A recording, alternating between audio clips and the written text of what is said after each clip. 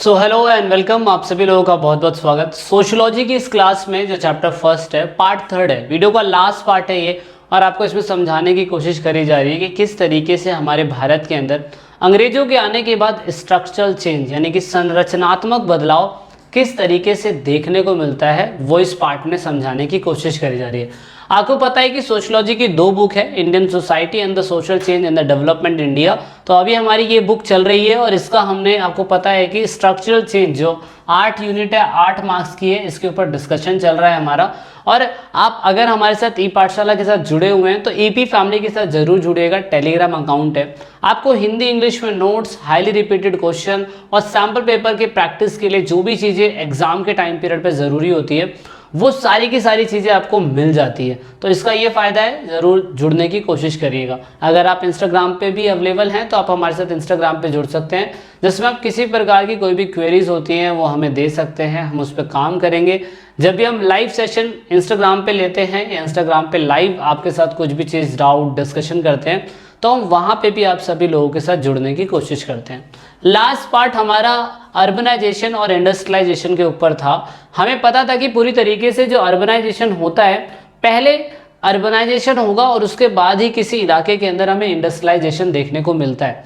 लेकिन हमें ये पता था कि जब भारतीय लोग इंडिया के अंदर थे, जब ऑफकोर्स भारतीय लोग तो इंडिया के अंदर होंगे, कहाँ जाएंगे, अमेरिका के लोग जब इंडिया के अंदर आए थे तो हमने एक छोटा सा कॉन्सेप्ट समझने की कोशिश करी थी। वो कॉन्सेप्ट क्या था वो मैं आपको थोड़ा सा बता देता हूँ।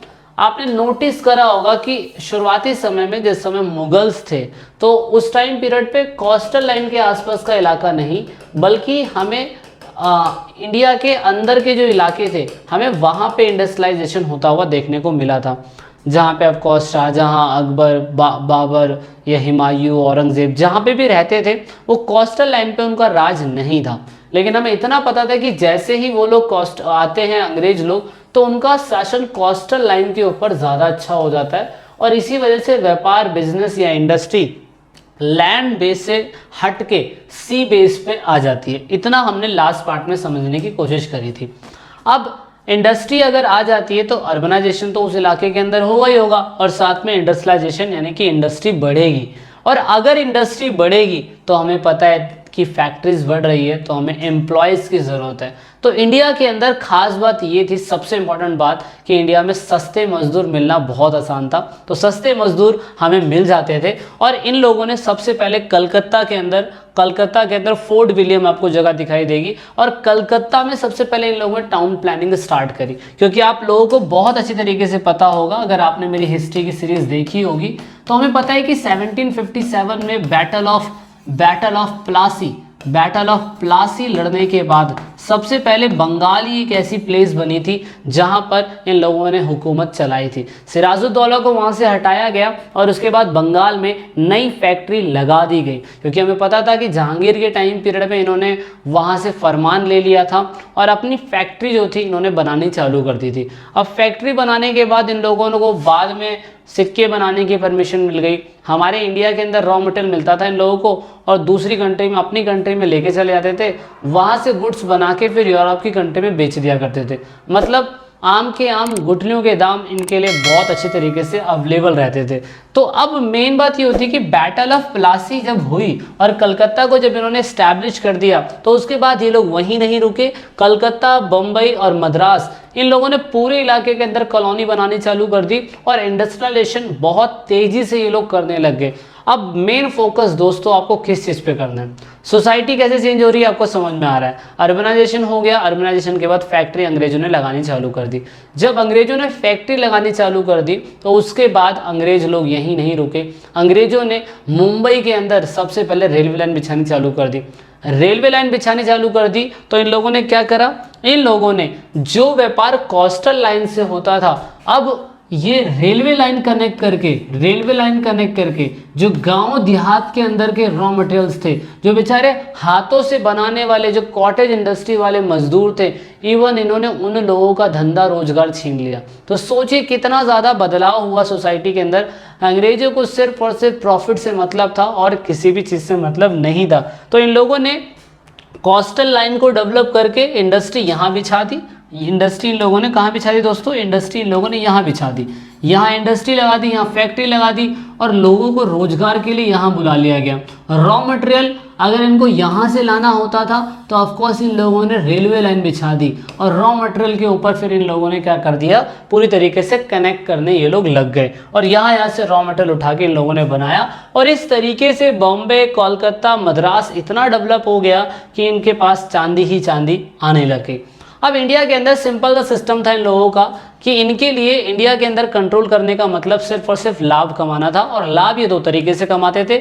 नंबर 1, रूरल इलाकों के अंदर इन लोगों ने क्रॉप्स, कैश क्रॉप्स जो होती है उस पर फोकस करने की कोशिश करी। कैश क्रॉप बोले तो यहाँ पे इंडिगो हो सकता था, यहाँ पर कैश क्रॉप के नाम पे केला हो सकता है, जितनी भी आपको पता है कैश क्रॉप होती है, वीट्स है, उसके बाद क्या कहते हैं चावल है जो उग सकती है। इवन रूरल इलाकों के अंदर जब ठंडे इलाकों के अंदर गए तो इन लोगों ने पूरी तरीके से वहाँ पे चाय की खेती इन लोगों ने करी, तो ये कैश क्रॉप थी जो बिकेगी। और दूसरा, अर्बन इलाकों के अंदर इन लोगों ने मैन्युफैक्चरिंग करना चालू करा, जैसे कि मद्रास, बॉम्बे, कोलकाता, इधर के इलाकों में इंडस्ट्री लगाई और उसके बाद यहाँ पे मैन्युफैक्चरिंग कर दिया। इतना सॉलिड दिमाग इन लोगों का उस टाइम पीरियड में था, तो अब ये कितने ज़्यादा खतरनाक होंगे जिसका आप अंदाज़ा भी नहीं लगा सकते, तो वो अपने आप में बहुत ही ज़्यादा बड़ी बात है। तो अर्बनाइजेशन ऐसे हुआ और फिर फैक्ट्री बननी चालू हुई और उसके बाद रूरल इलाकों को इन लोगों ने और चूसना चालू कर दिया। दूसरी बात, इन्होंने पहला हिल स्टेशन बनाया, कहाँ पे, ऑफ कोर्स हिल स्टेशन ये लोग शिमला के अंदर बनाते थे। इन्होंने जबकि गोरखा वॉर से लड़के इन लोगों ने वो इलाका जीता था। उसके बाद इन लोगों ने, ब्रिटिश लोगों ने माउंट आबू भी जीत लिया था। उसके बाद इन लोगों ने दार्जिलिंग जो था सिक्किम से 1835 में जीत लिया था। तो ये ठंडे इलाकों में क्यों जाते थे? देखो आप लोगों को पता है कि गर्मी के माहौल के टाइम पीरियड में ना इन लोगों को यूरोप का जो इलाका था ज़्यादातर ठंडा होता था और इधर की जून की गर्मी में तो उनके यहाँ के पसीने यहाँ पहुँच जाते थे, जिनके बस की नहीं है गर्मी में रह पाना। हमारा किसान ही है जो 50-45 डिग्री की धूप में भी अनाज उगाने की हिम्मत रखता है और वो बेचारा क्या कहते हैं पैसे की तलाश में, पैसे के जुगाड़ में दूसरी कंट्री में 50 डिग्री टेम्परेचर में भी काम करने के लिए तैयार होता है। हमारा शरीर वैसा बना हुआ है कि हम काम कर सकते हैं, बट ये अंग्रेज सिर्फ और सिर्फ प्रॉफिट के लिए इंडिया के अंदर आए और इन लोगों ने सिर्फ और सिर्फ कुछ नहीं करा, पैसा छापा यहाँ से और यहाँ पे इन लोगों ने हिल स्टेशंस भी बनाए। अब जब ये हिल स्टेशन की साइड में पहुंचे तो इन लोगों ने वहाँ पे एक फसल देखी और वो फसल थी दोस्तों हिल स्टेशन के अंदर पूरी तरीके से कॉफ़ी, टी प्लांटेशन इन लोगों ने यहाँ पे करा। इन लोगों ने हिली इलाकों के अंदर टी प्लांटेशन करा और क्योंकि यहाँ पे अच्छी खासी बारिश होती थी इन्होंने यहाँ पे चाय उगाया और असम के अंदर भी इन लोगों ने ऐसे ही करने की कोशिश करी।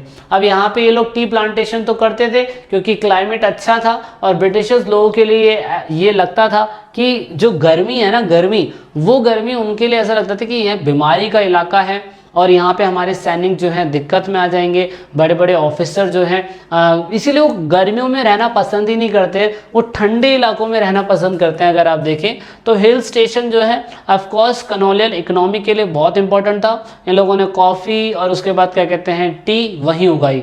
अच्छा, ये कॉफ़ी का मैं आपको बता दूँ, इंडिया के अंदर एक क्या कहते हैं लॉ बना था, वो अगर आपको पता हो 1815 एक्ट।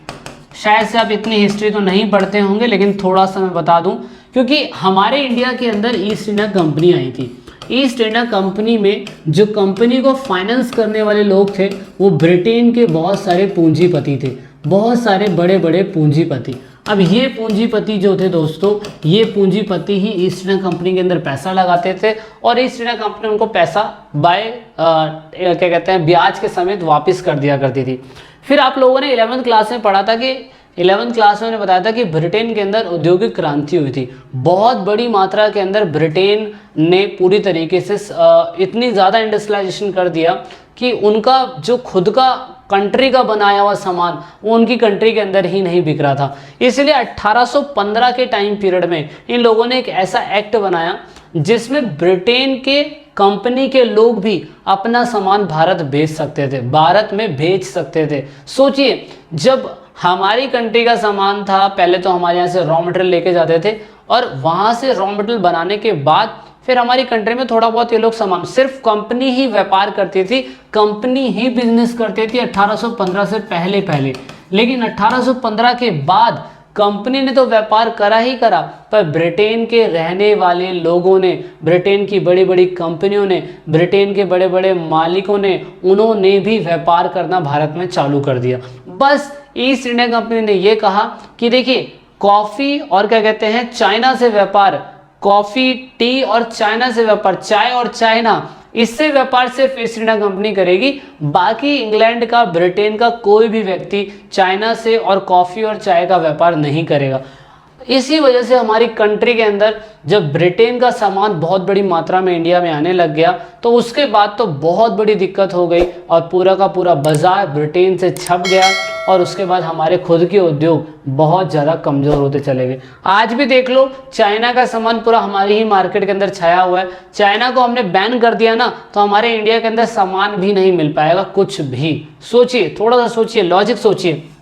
अब क्योंकि चाय का प्लांटेशन, ये थोड़ा सा एक्स्ट्रा था आपको बताने के लिए क्योंकि ये बुकों में मेंशन नहीं है लेकिन इससे रिलेटेड था, मैंने इसलिए बता दिया। अब जैसे ही कॉलोनी आई, कंपनी आई, इस कंपनी का मेन मकसद ये था कि प्रॉफिट जनरेट करना, तो इन्होंने बागान लगाए, बागान कॉफ़ी प्लांट लगाए इन लोगों ने। और कॉफ़ी प्लांट उस टाइम पीरियड पे ऑफ कोर्स खुद तो काम करेंगे नहीं ये लोग, तो ये लोग क्या करते थे, unfair means to hire and forcefully keep the labour, यानी कि औपनिवेशिक शासक सरकार अक्सर मजदूरों के काम पर रखने और जबरन रखने के लिए अनुचित संसाधनों का इस्तेमाल करती थी। आपको याद होगा गिरमिट एक्ट मैंने बताया था ज्योग्राफी के अंदर, है ना। जो बच्चे मेरी ज्योग्राफी की क्लास देखते हैं उन्हें गिरमिटिया एक्ट के बारे में ज़रूर पता होगा। गिरमिटिया क्या था वो, गिरमिट एक्ट, ये ज्योग्राफी में मैंने बताया था कि गिरमिट एक्ट के अंदर ऐसा होता था, ये भारत के ही किसानों को एक कॉन्ट्रैक्ट होता था, उस पर साइन करवाते थे और कहते थे कि देखो हम आपको काम देंगे और आपको काम दिया जाएगा, उसके बदले में आपको क्या कहते हैं पैसा मिलेगा और आपको इस पर साइन करना पड़ेगा ताकि जो भी काम हो रहा है आपकी रजामंदी में, आपके अकॉर्डिंग, आपकी मंजूरी में ही हो रहा है। तो ऑफकोर्स नॉर्मल किसान है बेचारा, कुछ काम धंधा बचा नहीं है, सारा काम तो अंग्रेजों ने छीन लिया है, तो वो साइन कर दिया करते थे। अब ये लोग ऐसे लेबरों को उठा के, यूपी बिहार के लेबरों को उठा के असम लेके चले जाते थे। असम क्या, कंट्री के बाहर भी लेके चले जाते थे। और जब कंट्री के बाहर लेके चले जाते थे तो वहाँ बहुत बड़ा इशू होता था कि बेचारों को उनका एक तो पासपोर्ट रख लिया जाता था, उन पे साइन भी करवा रखा है कागजों पे, और ऑफकोर्स तो कहीं खुद से बाहर जा ही नहीं सकते थे, इसलिए उन्हें गुलामों की लाइफ जीनी पड़ जाती थी और इस एक्ट को गिरमिटिया एक्ट कहा गया। ऐसे ही जब असम के अंदर इन लोगों को कॉफ़ी और चाय उगानी थी तो ये जानबूझकर मजदूरों को ऐसे फोर्सफुली लेके आ जाते थे और उनसे ज़बरदस्ती जबरन सस्ते पैसे में काम करवाया करते थे। तो इसीलिए आसाम के अंदर ऑफ कोर्स क्या कहते हैं ये डिसएडवांटेज देखने को मिला। ये गिरमिटिया एक्ट मैंने आपको पहले बता दिया, बेचारों को, लेबरों को उस समय बहुत ख़राब स्थिति में और ऑफ कोर्स इनको लेके जाया जाता था एक प्लेस से दूसरी प्लेस पे और वर्किंग कंडीशन इनकी बहुत ज़्यादा ख़राब हुआ करती थी, है ना। दूसरा है इंडस्ट्रियलाइजेशन इन इंडिपेंडेंट इंडिया। अब जैसे ही हमारा भारत आज़ाद हुआ, क्योंकि हम लोग अपने भारत के अंदर तो देखेंगे ना आज़ाद होने के बाद तो हमें तो सोचना पड़ेगा, इसलिए हम लोगों ने अपने भारत के अंदर डेवलपमेंट करा, हमने इंडस्ट्रियलाइजेशन में पूरी तरीके से मॉडर्नाइजेशन करा। ऑफ कोर्स हम लोगों ने 1947 में काफ़ी इंप्रूवमेंट करने की कोशिश करी। हमने एग्रीकल्चर 5 ईयर प्लान बनाया, इंडस्ट्री के ऊपर दूसरा बनाया और उसके बाद 1990 में हमने क्या कहते हैं LPG यानी कि लिबराइजेशन, प्राइवेटाइजेशन, ग्लोबलाइजेशन, उदारीकरण, निजीकरण, भूमंडलीकरण, ये करने की कोशिश करी।